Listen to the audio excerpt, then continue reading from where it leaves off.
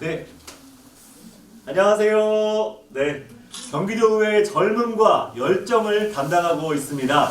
여성가족평생교육위원회의 신정현 경기도의원입니다. 저는 고향 화정 1, 2동을 지역구로 하고 있고요. 전 지구를 향해서 열심히 일하고 있는 지구촌 정치인이기도 합니다. 여러분 안녕하세요. 제가 지금 말씀 듣고 곰곰이 생각해보니까 이재명 지사님이랑은 3번 부딪혔네요. 물론 여러 번 부딪히긴 했는데 2018년에는 그 특별조정교부금의 공정한 사용을 놓고서 한번 세게 부딪혔었습니다. 그리고 2019년에는 경기연구원을 비롯한 산하 기관들의 노동 실태를 놓고서 한번 세게 부딪혔죠. 올해는 지역화폐 1천억 사용이 적절했는가를 놓고서 한번 세게 부딪혔습니다. 3가지 이슈가 다 동일했습니다. 이제 기득권이라고 표현이 되었지만은 권력을 쥐고 있는 도정의 핵심 정책 결정자인 이재명 지사를 괴롭히기 위한 게 아니었어요. 이것은 이재명 지사가 도민으로부터 부여받은 권한이 공정하게, 투명하게, 합리적으로 쓰여질 수 있도록 도왔다라고 저는 생각을 해요. 저는 이재명 지사의 적이거나 남들은 요번에 이 일을 계기로 이재명 지사의 무슨 스나이퍼냐 이런 식으로 저한테 얘기를 물어보는데 절대 아닙니다. 이재명 지사를 싫어할 이유도 없고요. 더군다나 같은 당의 의원이고 도지사인데 왜 그렇게 하겠습니까? 문제는 도지사 한 사람이 아닌 도지사를 둘러싸고 있는 수만의 공조직입니다. 보이지 않아요. 이재명 지사 한눈에 볼 수가 없습니다. 그렇기 때문에 142명의 도의원들이 필요한 것이고 그 수없이 많은 이 일들을 142명의 도의원들이 함께 관찰하고 들여다봐서 문제가 있는 것들은 당당히 목소리를 내고 지사가 알게끔 도와줘야죠. 그게 합리적으로 느껴질 수 있도록 자료도 준비를 잘 해야 되고요. 그것이 합리적으로 느껴졌을 때는 적극적으로 힘을 실어드려야 되는 게 도의원의 역할이죠. 저는 그런 마음으로 도정을 들여다봤고 앞으로도 그렇게 할 겁니다. 두려움이 없냐고 물어보시는 분들이 있어요. 왜 처음에 안 두려웠겠습니까? 예. 더군다나 특히 최근에 있었던 지역 카페 같은 경우는 얼마나 많은 또 이슈가 됐어요. 그런데 중앙의 이슈가 된 것을 지방의 도의원이 문제를 제기하고 이것에 대해서 바로잡아야 된다라고 외쳤을 때는 엄청난 안티를 예상하지 않을 수 없었습니다. 근데 진짜 안티가 엄청났어요.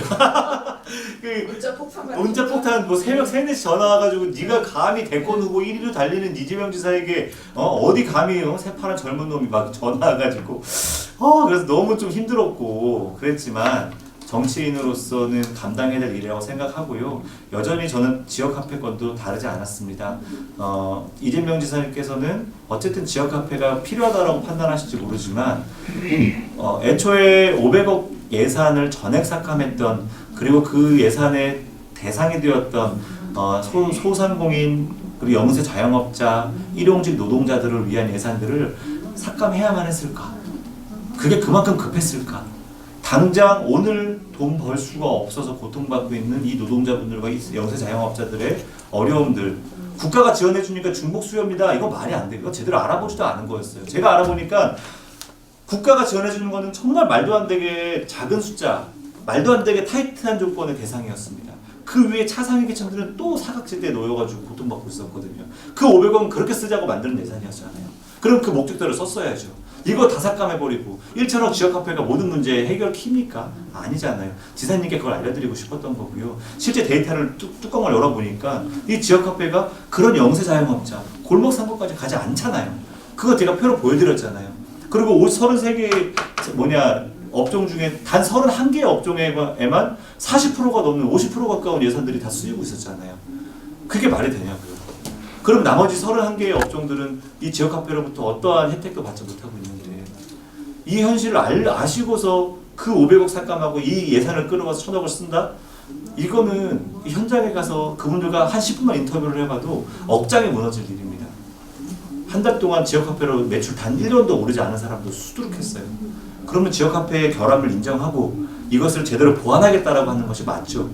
그리고 지역화폐가 커버하지 못하는 대상을 위해서 이후에 삭감한 500억 중 일부를 다시 살려서 어떻게 하면 좋을지를 저랑 의논하는 게 맞다고 저는 생각을 합니다.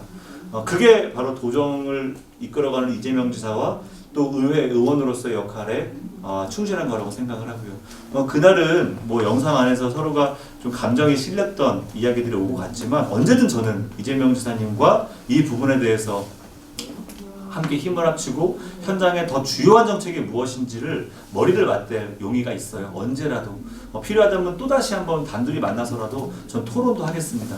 저는 1대1 토론도 너무 좋아요. 그날은 너무 제한된 시간에 짧은 토론이어서 지사님께 충분한 설명을 못 드렸던 것 같은데요. 언제든지 차 한잔 마시면서 편하게 토론을 한다면 더 좋은 정책, 더 나은 정책 만들어낼 거라고 생각합니다. 지사님 기다릴게요. 예. 이미 말씀드렸다고 생각해요. 제가 뭐라고 말씀을 여쭙냐면은 그 500억 예산 대상에서 벗어난 그 대상자들을 어떻게 하실 것입니까? 직접 지원이 지금으로서는 더 급선무입니다. 전기세, 수도세조차도 낼 수 없어서 당장 다음 달에 폐업을 고민하시는 분들에게 직접 지원을 하는 것이 맞습니다라고 저는 그게 대안으로서 말씀을 드린 거였습니다. 국가에서는 끊임없이 대출만 해줘요. 소상공인들은 빚쟁이가 되고 있습니다. 그런데 그 다음 달 찾아오게 될 이자조차 갚지 못하는 사람들은 어떻게 할 것인가? 그럼 이자 지원해 줄 수 있겠죠. 그런 직접 지원들 버티지 못한. 그러니까 지금 경기도가 지금 영업하지 말라고 문 닫으라 그런 거 아닙니까?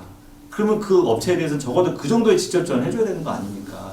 경기도가 12개 업종 문 닫게 했잖아요. 문 닫으라고 했잖아요. 근데 지역 카페로 PC방 가서 긁을 수 있습니까? 놀방에서 긁을 수 있어요? 그 사람들은 누가 보전해 주는데요? 그게 아니라는 것이죠. 그러니까 경기도가 권력을 통해서 문 닫으라고 했으면 거기에 응당한 제대로 된 보상을 해주는 것이 맞다라고 보고 거기에 맞는 예산 500억 깎았으니 이 다음에 추경을 통해서라도 그렇게 희생당하고 피해당한 그렇지만은 경기도의 지침에 충실히 따랐던 분들의 직접 지원 예산을 세워야 된다는 거. 이게 제 대안이에요. 정치도 행정도 사실은 크게 다르지 않은 거라고 보는데 이게 이제 정치도 행정도 그 본래의 목적은 어그러진 것을 바로잡는 것이다라는 의미가 있더라고요. 그래서 저는 행정을 공부하면서 이 의미는 정치에도 똑같이 통용되는 의미인데 이 두 개가 동일합니다. 다만 맡은 바 분야가 좀 다를 뿐이에요.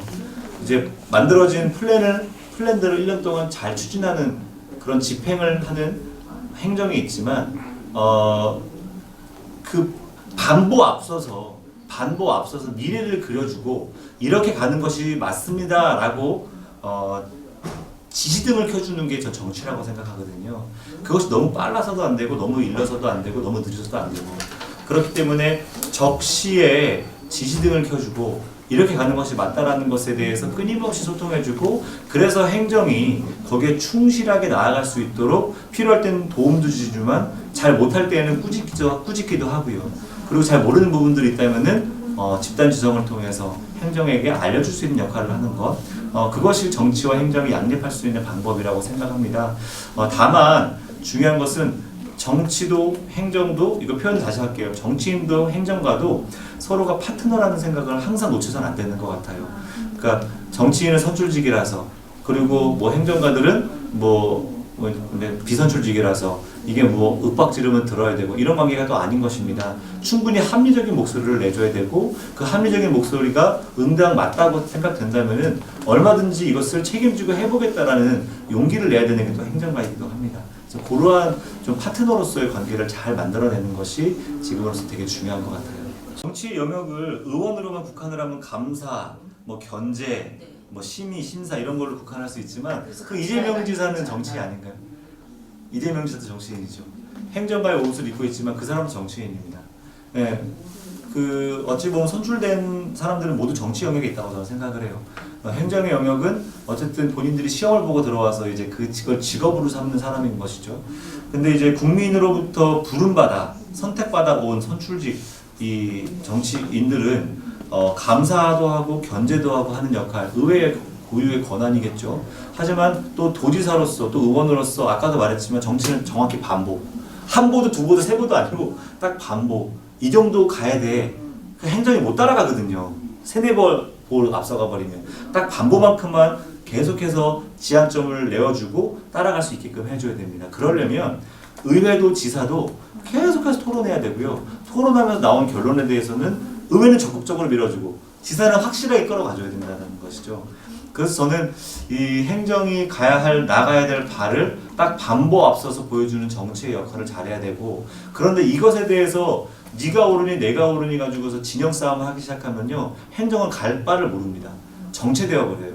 그저 그 자리 지키는 아주 철밥통 사람으로 머물 수밖에 없죠. 이 조직을 일하게 만들어야 돼요. 그러려면 지사도 의원도 끊임없이 토론해야 되고, 그 토론을 두려워하지 말아야 되고, 내가 이거 괜히 질문했다가 어떻게 내 정치 인생 끝나는 거 아니야, 두려워하지 말아야 됩니다. 의원도 당당히 말해야 되고요.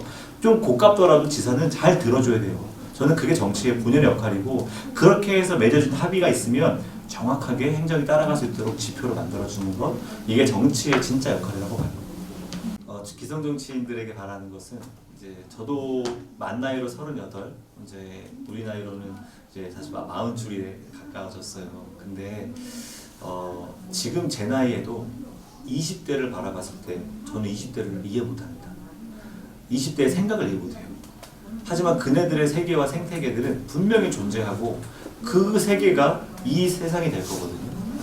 저는 기성 정치인들이 앞선 다가오는 세대들을 향해서 인정해야 될 것이 있다고 봐요. 우리는 모른다. 우린 도저히 할 수 없다. 우리는 아무리 죽었다 깨나도 이들을 알아낼 수 없다. 그래서 그네들이 목소리를 내주게 해줘야 된다. 그러려면 제일 중요한 거는 내가 쥐고 있는 권력, 내가 쥐고 있는 권한 놔줘야 됩니다. 20대들에게, 30대들에게 그들이 목소리 낼 수 있도록 완전히 놔줘야 됩니다. 그냥 요만큼 쥐고 마치 강아지가 먹을 거 따라오듯이 졸졸졸 따라오게 만드는 그런 거 말고요. 완전히 그러려면 인정해 주셔야 돼요. 기성정치인들은 지금의 586 세대들이 갖고 있는 감수성으로는 도저히 90년대생을 이해할 수 없습니다. 그거 인정하시는 순간부터 정치는 변할 거예요. 그래서 저 역시도 그럴 겁니다. 지금의 10대들이 20대가 되었을 때 저는 또 이제 40대 중후반에도 기득권이 되어 있을 거라고 저는 봅니다. 그랬을 때 저는 늘 신신당부 스스로 얘기합니다. 그들을 모른다. 그들에게 주도권을 줘야 된다. 그들에게 역할을 부여해야 되고, 나는 그들의 말에 경청하고 결심할 뿐이다. 이렇게 그게 제가 기성정치인들에게 바라는 점입니다.